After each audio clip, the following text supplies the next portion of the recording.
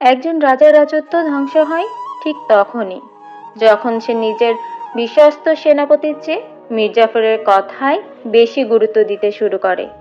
শুনতে মনে হচ্ছে শুধু রাজাদের গল্প, তাই তো? কিন্তু না, এটা আমাদের সবার জীবনের সত্যি। তুমি যখন স্বপ্নের পথে চলবে, তখন তোমার চারপাশে হাজারো মির্জাফর থাকবে।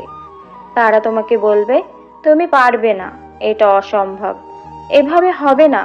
আর তখনই প্রশ্ন হলো, তুমি কাকে বিশ্বাস করবে?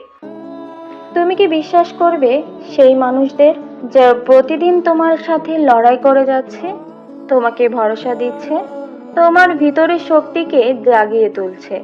নাকি শুনবে সেই সব মানুষের কথা যাদের একমাত্র কাজ তোমাকে থামিয়ে দেওয়া? মনে রেখো, যে স্বপ্নকে বিশ্বাস করা যায়, যে পরিশ্রমকে সম্মান করা যায়, সেই বিশ্বস্ত সেনাপতির মতো মানুষদের পাশে রাখো। কারণ জয়ের গল্প লেখা হয় তাদের হাত ধরে, আর পতনের গল্প লেখা হয় তখনই যখন তুমি ভুল কণ্ঠস্বরকে সঠিক মনে করো।